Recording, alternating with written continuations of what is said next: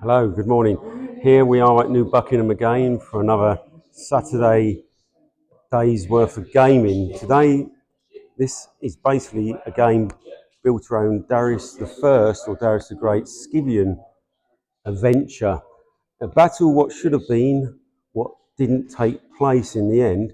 I've always really liked painting Scythians and early Achaemenid Persians, and I thought this battle would be something slightly different from most war games. So it's historically it's documented, but no battle was ever taken part. So we never really got to know if Darius I would have actually conquered the Scythians in southern Ukraine or the steppe, the Russian steppe as it was then. So after reading a few magazines and getting a little bit of inspiration, I've painted the armies up and we've put them on today. So in real time and real history, in Darius's day, it was BC 513, they say, or 512. There's a slight debate about when it happened. Both armies lined up after a long period of time, and they never fought because of a hare what ran out in front of the Scythian army and distracted them. But today, we've got part of the Persian army set up, early Achaemenid army. So you've basically got skirmishers here on the left. You've got a load of slingers at the front, back, behind, standard army for the Persian at that time, Sparabara, okay, which deployed there. Cavalry on the flanks, Darius himself in the chariot, there with his heavy cavalry guarding him. More immortals, if you can say Sparabara, but there were 10,000 immortals. They were called immortals because their numbers were never allowed to go below 10,000. Okay. And they've got more cavalry here on this right flank. This is not the whole army. They've only deployed a certain percentage of their army at the moment. Figures for this battle vary from 300,000 to maybe 150,000 for the Persians. On a war game, pretty much impossible to put that sort of amount of figures on the table. Their army would be about 80,000 here. Okay. If we come round here, these look like reserves, which we'd be putting on. These are a Thracian and allied Greek contingent, which will deploy. They were sort of cajoled or conscripted into joining this expedition as they were under Darius I's empire at the time. More colonial and Persian cavalry, and finally more Persian cavalry. Persian army is very cavalry strong, but it has got some good infantry as well. Okay, this lot should come on in turn 1 or 2, we hope. Okay, moving round to the Scythian side. Scythian army, horse archer army, did have some very good medium or heavy cavalry. Debatable if they're medium or heavy.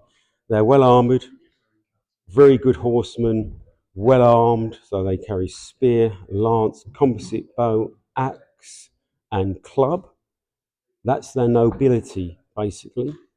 Supported by scores of horse archers, absolutely scores of them.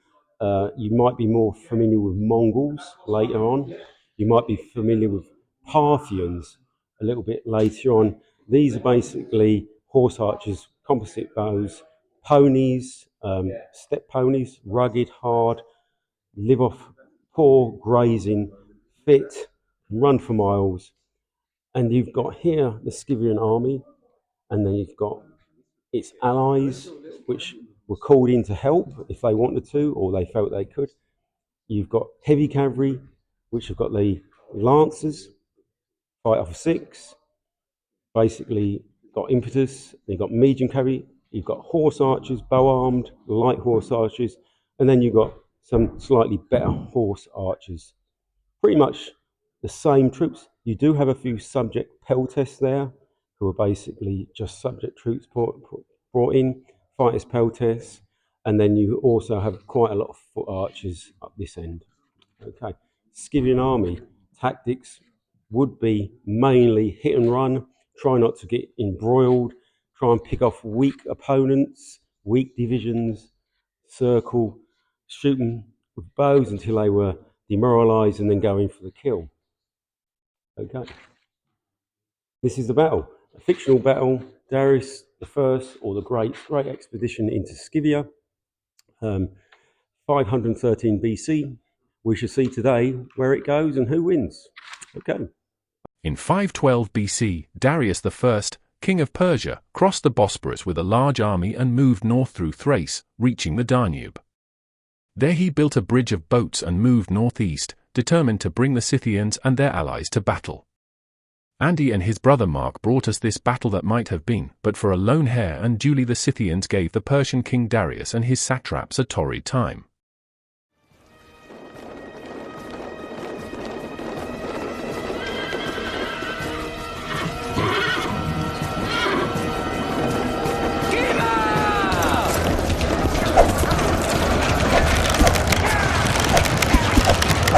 The Scythian horse archery proving deadly, as their clouds of arrows shot to pieces the Persian cavalry wings.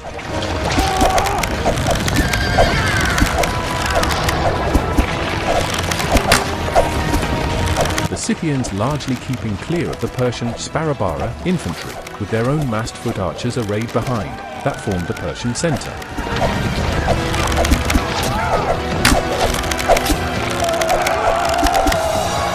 The Persian infantry centre largely ignored, laboured up a hill to no real gain, while its cavalry wings were constantly outmatched by the peerless steppe horse warriors amid clouds of dust, from out of which came showers of deadly Scythian arrows. Eventually, both of Darius's wings were whittled down by unrelenting archery, dangerously exposing both his flanks. Realising his dream of taming the steppes had gone, the great king of kings sounded the retreat. The gift of Scythian earth and water, replaced by Scythian bronze, coated in Persian blood. Okay, well, we've come to the end of our game. It's been a really hard-fought game, interesting game, but as I sort of predicted and thought, the Scythians proved to be quite a handful to tie down and to get to grips with. So they basically defeated all the Greek allies on the left flank. Good fight, but their cavalry really wasn't up to the quality of the Scythian medium heavy cavalry, and with their deadly bowfire composite bows. So they pretty much devastated the Persian left flank. Sparabara immortals in the centre, pretty impervious with their large wicker shields to bowfire. Very slow though because of their large wicker shields. So they're fully intact. Darius is sitting up there happily with all his heavy infantry. There's been a multitude of cavalry skirmish actions, and to be fair, the Scythian army is predominantly, I would say, 80% cavalry based, a lot of light cavalry, good medium cavalry, good quality light cavalry, and they've proved their worth, that they're actually very hard to get to grips with, but we've had some good cavalry actions. Moving down this end, we had some good Persian cavalry actions here where they fought doggedly against overwhelming skirmishing Scythian cavalry, but in the end I think there was just too many Scythians for them. This Persian army is a 50-50 army, so it's 50% infantry, which is mainly their Sparabara and mortals in the centre. The rest is made up with allied, colonial, Persian and guard cavalry. I did give them some light cavalry, 4 units, to give them a fighting chance against the Scythian light cavalry. There is so much Scythian light troops here. And I think if this battle had been fought, you could argue Darius I would have had a lot more troops in this. Unfortunately, I'm limited how many troops I can bring for a Persian army. I think it would have gone pretty much the same. The Scythian are hard enemy to keep under control, keep to grips. They have some superb medium heavy cavalry, which can basically whittle you down with their bowfire when they go in, and then when they weaken you, they actually go in for the kill. And it's sort of proven like this in this game. They use very good tactics. They used a lot of their light cavalry to go into effective firing range, fire and evade and retreat out of trouble. And the heavy cavalry have performed again quite well. They have beaten 2 units of Persian guard cavalry. It took a while, but it was a good contest. But in the end, I just think they're just slightly too elusive for a conventional infantry-based army to get to grips with. We have Close the game. We've agreed we think it's a Scythian victory. Funny enough, it sort of is like history where Darius had to retreat back to his pontoon bridge and leave a lot of his wounded and baggage to escape. I think after this battle, that would be very similar to what would happen. Darius would escape with a lot of his core stuff, his heavy infantry, his immortals, still quite a lot of cavalry, but he would have left quite a lot of dead, wounded, and baggage here to escape. So I think really it's quite realistic. We've played to Impetus Ancient Medieval Renaissance, second edition, my favourite ancient rules. I think you get a very good game with these rules. I like the way they play. I like the mechanics. Once you've played them for a while, I think they're quite fast playing. These, to me, are my favourite ancient rules.